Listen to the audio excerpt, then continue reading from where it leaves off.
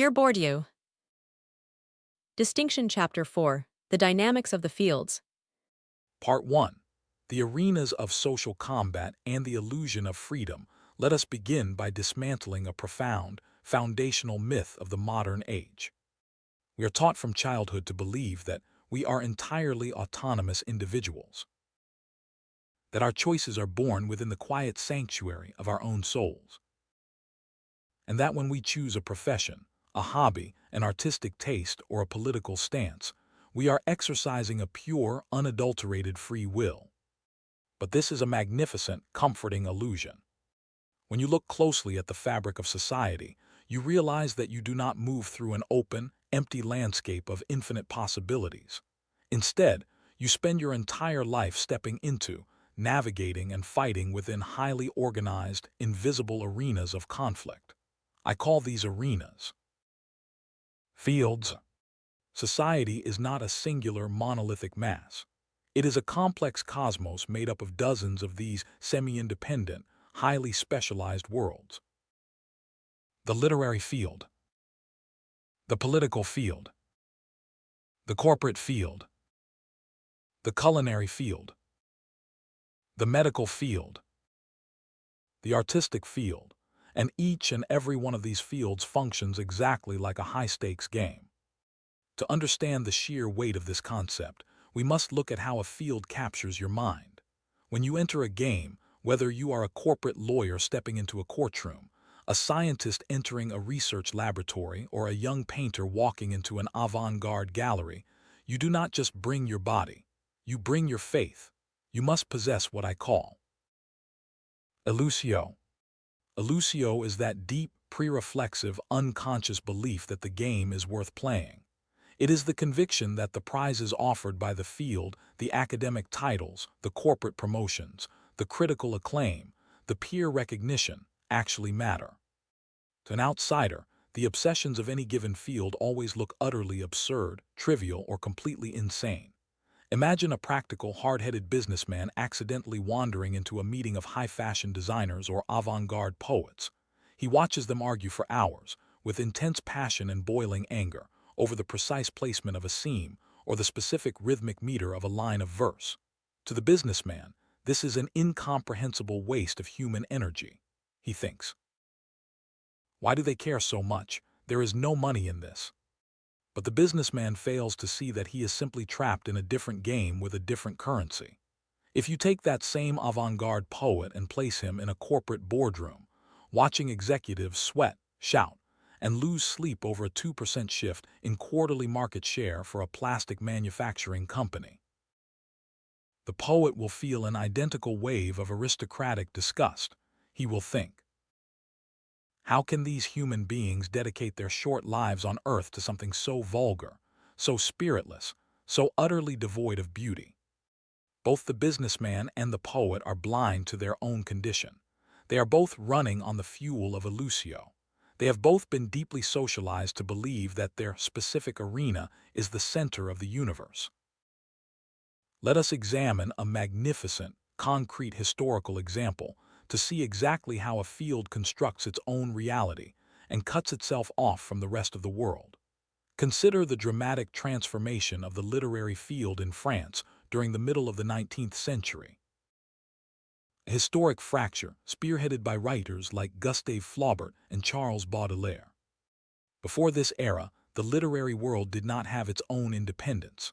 Writers were directly subservient to external forces. They relied on economic capital or political power to survive. They had to flatter wealthy bourgeois patrons, write commercial melodramas that appealed to the lowest common denominator of the mass market, or secure favors from the state.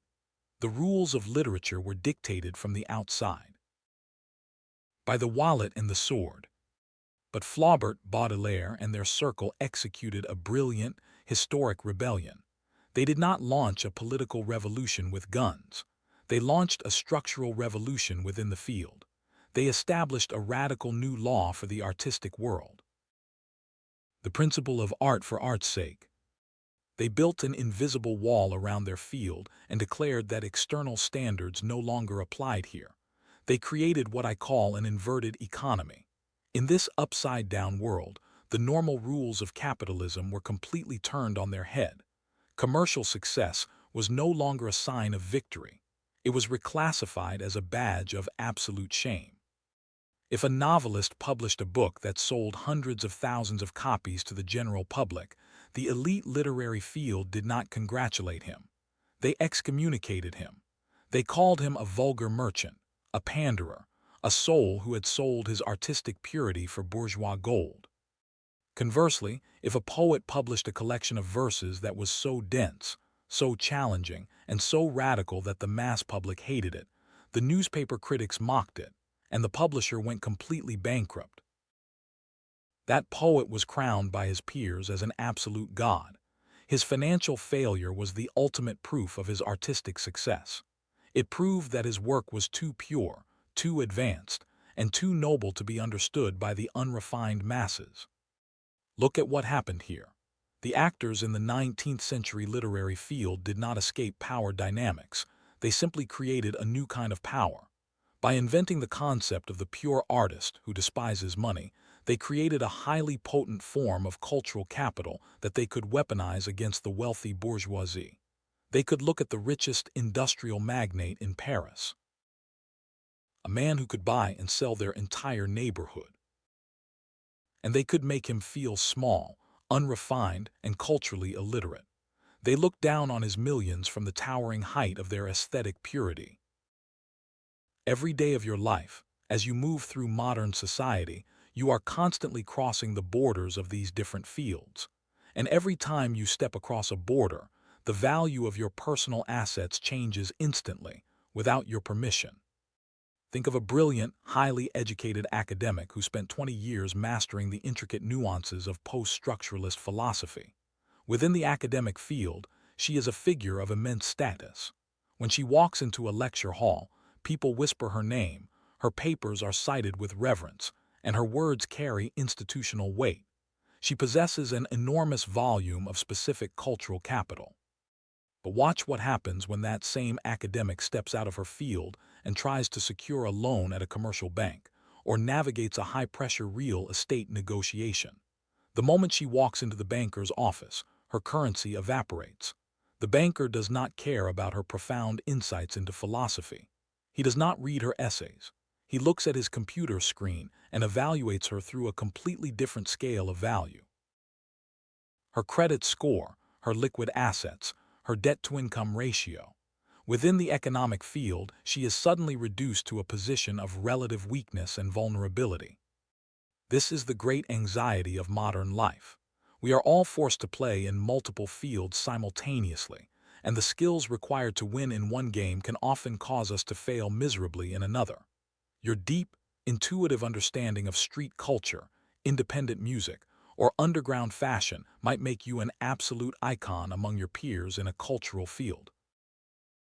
But if you bring that exact same habitus, that same language, and those same references into a corporate legal firm or a government bureaucracy, the field will judge you as unprofessional, unrefined, and unfit for authority. You are not a completely free agent walking through an open world. You are a traveler moving through an archipelago of distinct islands. And each island demands that you speak a different language, worship a different god, and pay with a different currency. Part 2. The struggle for legitimate definition and the culinary war. Now that we have mapped the boundaries of these social arenas, we must ask the deeper, more urgent question. What are the players actually fighting for? When an intellectual lashes out at a politician, when a classical musician decries a pop star, or when a corporate executive dismisses a creative director, what is the ultimate stake of their combat? The superficial observer believes they are fighting for material goods, or perhaps for simple fame, but the true stake, the grand prize that sits at the absolute summit of any field, is the monopoly over the legitimate definition of the field itself. It is the supreme power to draw the line between what is real and what is fake, what is excellent and what is mediocre, what is a profound stroke of genius and what is merely a cheap, vulgar imitation. To possess the power of definition is to dictate the laws of perception. It means you do not just win the game. You decide how the points are counted for everyone else. To see this dynamic unfold in your own immediate reality, let us step away from the dusty libraries of academia and enter the vibrant, hyper-competitive arena of the culinary field. Specifically, the global evolution of coffee culture over the past several decades. If we look back at the mid-20th century, say, the 1950s and 60s, the economic field held a total monopoly over the definition of coffee. For the average household, coffee was a uniform industrial commodity. It was a dark, bitter powder packaged in mass-produced tin cans, bought at a supermarket and scooped into an automatic drip machine. The criteria for good coffee were entirely dictated by industrial efficiency, stability, shelf life, and above all, low cost. The dominant class of corporate managers and advertisement executives had successfully defined coffee as a utility. A basic, unpretentious fuel designed to wake the worker up and keep the wheels of the economy turning. Within this old framework, anyone who insisted on weighing bean ratios to the gram or analyzing the specific volcanic soil of an Ethiopian hillside would have been viewed as a bizarre, eccentric lunatic. The field simply had no category for such behavior. But look at the massive, structural coup d'etat that occurred over the following decades. A new generation of actors entered the arena: boutique roasters, meticulous importers, and fiercely passionate baristas. These individuals possessed zero industrial power. They did not own massive transnational shipping lines. They did not have billions of dollars in advertising capital, and they could never compete with the grocery store giants on the old terrain of mass production and low prices. So they did not try to. Instead, they launched a brilliant, heterodox revolution. They completely rewrote the rules of the game. They began to intellectualize the consumption of coffee. They imported the complex, high-status vocabulary of the wine-tasting field and grafted it onto the humble coffee bean. They began talking to consumers about microclimates, altitude metrics, light roast profiles that preserved the natural acidity of the fruit, and distinct flavor notes. Telling you that a truly legitimate cup of coffee should taste of jasmine, bergamot, or red currant. Notice the incredible structural magic trick that was performed here. By shifting the definition of excellence from industrial reliability to artisanal rarity and intellectual complexity, these newcomers effectively turned the old orthodoxy's greatest strength into its greatest weakness. Suddenly, the massive, multi-million-dollar roasting factories owned by the corporate giants were no longer celebrated as marvels of modern progress. They were reclassified as clumsy, destructive, industrial monsters that burnt the soul out of the bean to hide inferior quality. The old mass-market coffee was aggressively branded as vulgar, toxic sludge fit only for the culturally unrefined. The boutique entrepreneurs successfully seized the power of definition. They established a new hierarchy where a tiny, bright, tea-like pour-over coffee, meticulously brewed at a specific temperature and served in a minimalist ceramic cup, was crowned as the absolute objective peak of culinary taste. And because they won the power of definition, they won the power of pricing. They transformed a cheap utility into a high-status luxury asset, allowing them to charge $5, $8, or $10 for a single cup. A price justified not by the raw material, but by the massive volume of cultural capital woven into the experience. This civil war over definition is not unique to coffee. It is the permanent, throbbing heartbeat of every single field in human society. Let us look at another historical example. The dramatic rupture in the architectural field during the early 20th century with the birth of modernism. For generations, the orthodox masters of architecture, entrenched in traditional academies, defined great architecture through historical ornamentation.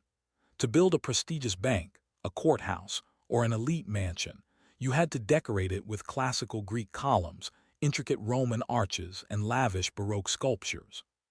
The more historical references your building displayed, the higher its cultural value. The capital of the architect was measured by his mastery of ancient, ornamental history. Then came figures like Le Corbusier, Walter Gropius, and the Bauhaus movement. They looked at this classical orthodoxy and declared it to be a decadent, dishonest, and obsolete lie. They introduced a radical, heterodox definition of architecture: form follows function. They declared that a building should be a clean, geometric machine for living, stripped entirely of historical ornaments, exposing raw concrete, steel, and glass. The old guard was absolutely horrified. They did not just disagree with modernism on an aesthetic level. They viewed it as an existential threat to their entire life's work. If a plain, unadorned concrete box could be defined as a masterpiece of architecture, then their decades of studying classical scrolls and drawing intricate columns were suddenly rendered completely worthless. Their hard-earned cultural capital was threatened with immediate devaluation. They fought back with immense fury, calling the modernists barbarians, engineers without souls, and destroyers of civilization. But the modernists eventually won the struggle for definition. They aligned themselves with the changing economic realities of industrial post-war reconstruction, and by the middle of the century, the concrete and glass skyscraper became the global definition of corporate power and institutional prestige. The old ornamental masters were pushed to the margins of history, their capital evaporated by a shift in the rules of the game. When you sit in a cafe today, choosing between an espresso or a commercial blend, or when you walk through a city, looking at the buildings around you, you are not looking at neutral objects. You are looking at the battlefields of forgotten wars.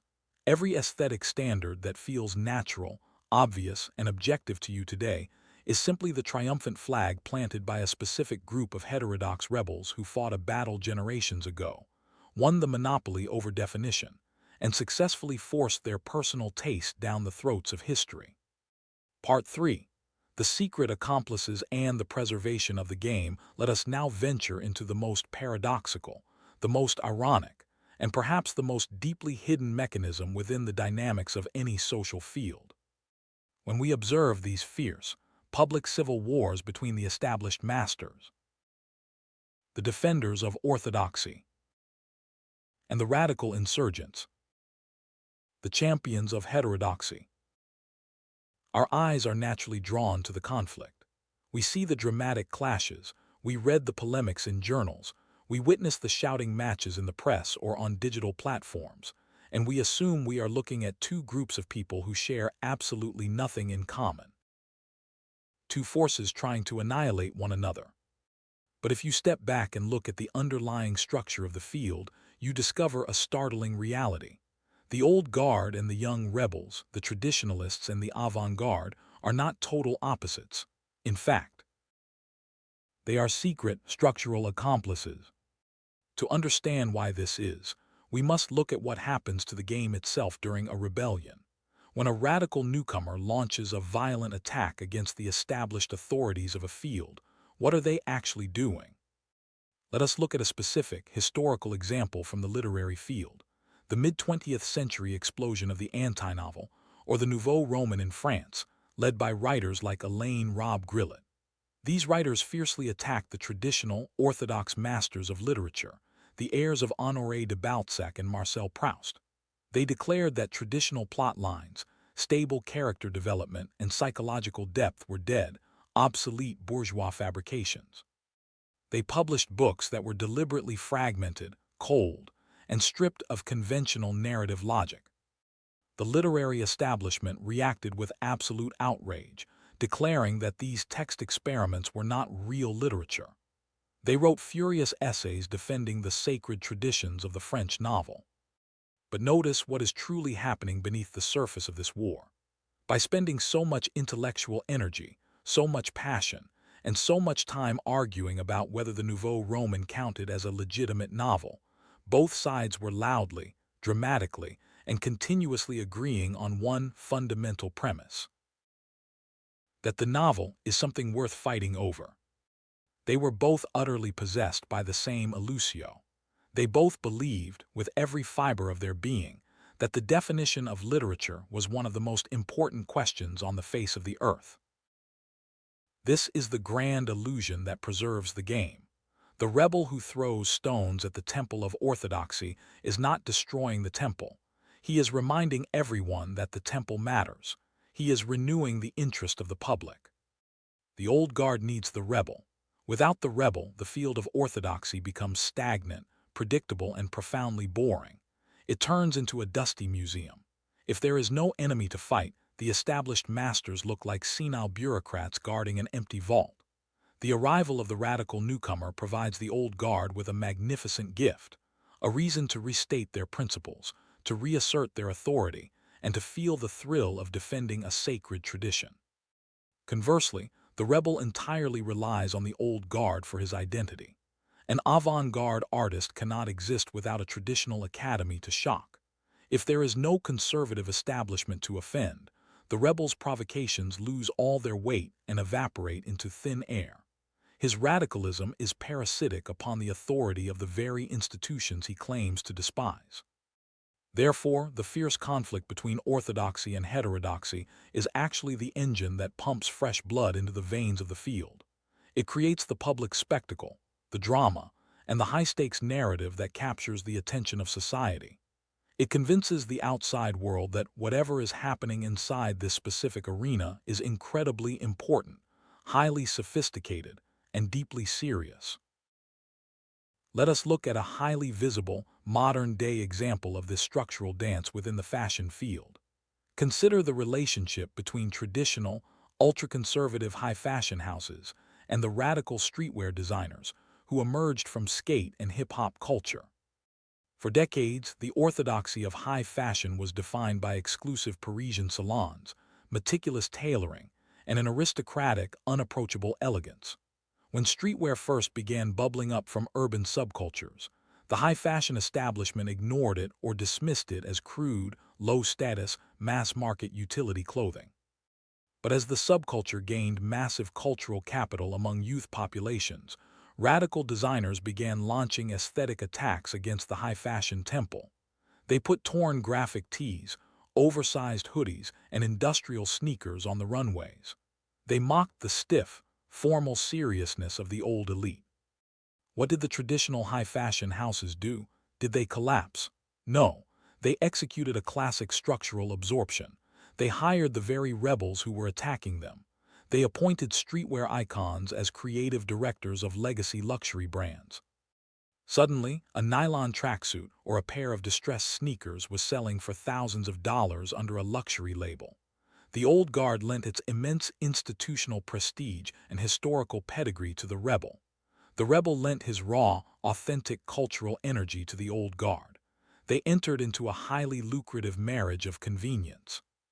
The field adapted, the rules of distinction were updated, and the game continued to run smoothly, ensuring that the elite remained the elite, even if they were now wearing hoodies instead of tuxedos. The only thing that can truly threaten a field, the only force that can genuinely shatter its magic and turn its gold into dust, is not a radical revolution. It is something far colder, far more quiet, and far more devastating. It is indifference. The moment the public looks at the literary field, the artistic field, or the academic field, shrugs its collective shoulders and says, "Who cares? This game is completely meaningless. None of this matters." That is the moment the field faces absolute death. If people stop believing in the value of the currency ceases to exist. If the Illusio evaporates, the field collapses into an absurd farce. The entire elaborate structure relies on a collective pact of belief. And this is why the established masters and the radical rebels are secret brothers-in-arms. By keeping the flame of controversy burning bright, by continuing to fight over the boundaries of their world with fanatical devotion, they prevent the onset of indifference. They maintain the sacred boundary between the inside of the game and the outside world. They ensure that humanity continues to look at their specialized arena with a sense of wonder, curiosity, and awe, keeping the illusion alive for generations to come. Part 4. The hysteresis effect and the agony of the outdated body. To truly comprehend how the macrodynamics of history crash into the microscopic reality of human flesh and bone, we must examine what happens when a field changes its rules too quickly, for the human beings inside it to adapt. Up until now, we have discussed the habitus as a beautiful, fluid harmony, a set of deeply internalized dispositions, tastes, and bodily postures that match your environment like a hand fits a well-worn glove. When your habitus matches the field you inhabit, you experience a state of effortless grace. You possess what I call a feel for the game. You do not need to calculate your moves. You instinctively know how to carry your body, how to phrase your sentences, and how to react to invisible shifts in power. You move through your world with the unthinking confidence of a master musician improvising on a familiar instrument. But history is not always a gentle, slow-moving river. There are moments when history undergoes a sudden, violent fracture. An economic revolution, a technological upheaval, or a profound shift in institutional power. When a field undergoes a rapid structural mutation, while the physical bodies of its players remain unchanged, a terrifying psychological and physical disconnect occurs. I call this structural mismatch. The hysteresis effect. The word hysteresis is borrowed from physics.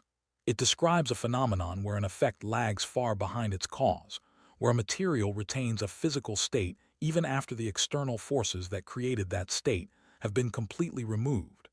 In the realm of sociology, hysteresis is the agonizing lag between the objective, updated realities of a field and the subjective, outdated habitus of the players.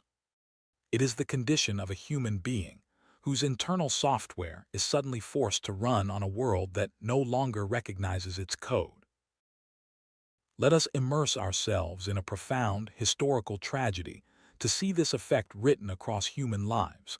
The collapse of the traditional agrarian field in rural Béarn, my own birthplace in southwest France, during the middle decades of the 20th century. For centuries, the peasant farmer of Béarn possessed an incredibly rich, complex form of embodied cultural capital. His habitus was a masterpiece of specialized adaptation. He did not learn his trade from textbooks. He absorbed it through his skin, his muscles, and his bones. He knew the precise smell of the wind before a storm. He knew how to judge the health of an ox by the curve of its spine. He knew how to manage a traditional, patriarchal household with an iron, silent dignity. His heavy physical build, his weathered hands, and his slow, deliberate manner of speaking were indicators of immense honor, reliability, and strength within the village square. But within a single, brutal generation following the Second World War, the forces of urban industrial capitalism completely invaded the countryside. Agriculture was rapidly modernized and integrated into a national, bureaucratic market. Overnight, the rules of the field were rewritten by forces outside the village. Success no longer depended on ancestral wisdom or physical stamina. It depended on things the old peasant did not understand and deeply despised: navigating bank loans, filling out bureaucratic forms for state subsidies, understanding chemical fertilizer equations, and operating complex mechanical tractors. The ancestral cultural capital of the peasant was aggressively reclassified by history as backward, obsolete ignorance. The most heartbreaking manifestation of this hysteresis occurred at the village dances. Historically, the eldest sons of these farming families were the most desirable bachelors in the region. They were the heirs to the land. But as urban, bourgeois values invaded the countryside through television and media, the young women of the villages began to adopt the tastes of the city. They looked at the young peasant men through the lens of urban sophistication. Suddenly, the physical traits that once signaled dignity, the thick muscular build, the calloused hands, the rolling heavy gait of a man who spent his life walking behind a horse-drawn plow, were reclassified as clumsy, ugly, and rustic. When these proud farmers attended the local dances, they found themselves completely abandoned. They stood huddled against the walls of the ballroom, unable to dance, paralyzed by a sudden, terrifying consciousness of their own bodies. Their habitus, which had once been the source of their unthinking pride, had become a prison. Their bodies were telling them they were masters of their domain, but the field was shouting at them that they were obsolete relics. They were victims of the hysteresis effect, stranded by a historical shift that left them holding an internal compass that pointed toward a landscape that had ceased to exist. Lest you think this is merely a nostalgic elegy for dead French farmers, let us bring this exact same structural agony into the immediate reality of your own contemporary world. We are living through a massive, hyper-accelerated wave of hysteresis today, driven by the rise of automation, algorithmic management, and artificial intelligence. Consider the generation of professionals who entered the workplace 20 or 30 years ago. They built a highly sophisticated habitus based on the traditional rules of the corporate or creative fields. They learned that value was created through deep, slow focus, through hours of meticulous human networking, through the craft of long-form writing, or through mastering a highly specific, static technical skill. Their bodies and minds were trained to find dignity and security in these habits. But look at how fast the digital field is mutating.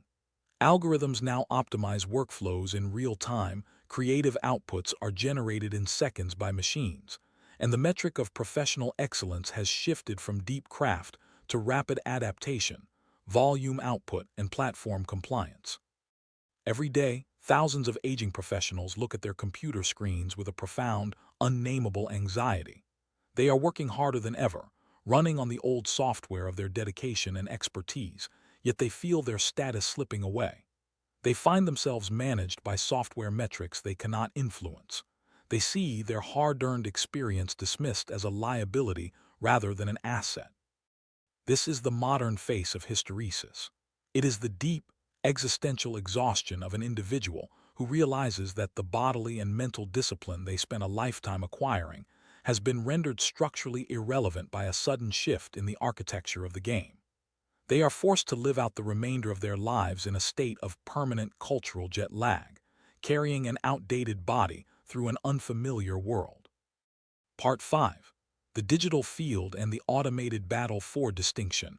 We arrive at last at the frontier of our contemporary world. The ultimate mutation of social space. Let us pull back the curtain on the immediate reality of your 2026 landscape and examine the birth of a hyper-accelerated, terrifyingly efficient arena. The digital field of attention. For decades, optimistic tech prophets and utopian philosophers promised that the internet would be a great, democratic equalizer. They told us that the digital world would smash the old hierarchies of the elites, liberate humanity from the gatekeepers of culture, and provide a flat, open space where every human voice could express its raw, authentic self on equal terms. But they did not understand the structural laws of social fields. A field cannot tolerate equality. A field is, by its very definition, an engine of asymmetry. A machine designed to generate differences, hierarchies, and classifications. The internet did not dismantle the old dynamics of class struggle and distinction. It simply built a faster, colder, and more ruthless coliseum for them to play out in. Let us analyze the unique currency that flows through the veins of this digital field. It is not cold hard cash, and it is not a traditional parchment diploma from an Ivy League university. The currency of this field is visibility. Quantified hypervisible attention. It is measured in metrics, likes, shares, views, follower counts, and algorithmic amplification. When a person enters this field, when they post their thoughts, record their daily routines, share their photography, or film their domestic lives, they think they are exercising a pure, unbothered freedom. They say, "Look at me, I am creating my own identity. I am sharing my authentic self with the world." But look closer at the underlying architecture. The digital field is not governed by the souls of the participants. It is governed by invisible, proprietary algorithms designed by massive transnational corporations with a single, structural objective: to maximize platform engagement for profit. To survive in this field, to gain its currency, you cannot simply be yourself. Your habitus must undergo an intense, unconscious retraining. You must learn to turn your very life into a scannable, commodified aesthetic. You must learn to perceive your own experiences through the cold eyes of the machine. A beautiful, silent sunset over an ocean is no longer a moment of pure, solitary contemplation. Within the logic of the digital field, it is reclassified as a potential asset. a visual background that must be framed, edited with a specific high-status color grade, and paired with the precise audio track that the algorithm is currently favoring. Your very emotions, your vacations, your private griefs, and your morning coffees are run through an internal calculation. Will this convert into attention? Furthermore, notice how the ancient game of class distinction has been fully automated within this space. To signal that you belong to the culturally advanced elite, you must master an incredibly volatile, rapidly shifting vocabulary of digital taste. You must know exactly which aesthetic terms, which interior design styles, which minimalist fashion palettes, and which intellectual phrases signal high-volume cultural capital. And conversely, you must know what is cringe, what is basic, what is obsolete. In the physical world, a change in fashion or taste took years to filter down from the Parisian salons to the provinces. In the digital field, an aesthetic trend can be born, crowned as the height of sophisticated distinction, copied by the masses, devalued into a cliché, and branded as vulgar garbage within a matter of weeks. The treadmill of distinction is running at an absolute breakneck speed, forcing the participants into a state of permanent, frantic self-optimization. Let us expose the ultimate tragedy, the supreme hypocrisy of this digital arena. The field presents itself as a boundless meritocracy, where a working-class teenager in a small industrial town can achieve the same viral fame as the child of a billionaire. But when you look at the deep structure, the game remains profoundly rigged from the very start. Those who enter the digital field possessing massive volumes of inherited physical cultural capital know exactly how to conquer the internet without looking like they are trying. They possess what I call sprezzatura, that effortless, casual grace that can only be cultivated through a lifetime of economic security. They know how to style their feeds with an understated, elegant minimalism that whispers wealth rather than screaming it. They speak to the camera with the relaxed, unhurried confidence of someone who has always been listened to. They understand the subtle, ironic humor and the progressive social vocabularies that the elite universities reward. Their digital presence feels light, authentic, and natural. Now look at the participant who enters the field from a position of economic and cultural precarity. Lacking that inherited ease, their attempts to secure attention are often loud, desperate, and explicit.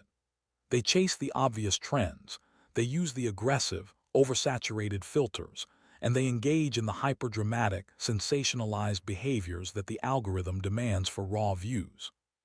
And how does the digital field punish them? It rewards them with raw numbers, yes, but it strips them of status. The elite look down on them from the heights of their curated feeds and brand them as vulgar attention seekers, influencers without taste, and creators of low-status content. The hierarchy is preserved. The digital field took their raw labor, used it to generate engagement for the platform, and handed them back a badge of cultural inferiority. We have reached the end of our journey through the dynamics of the fields.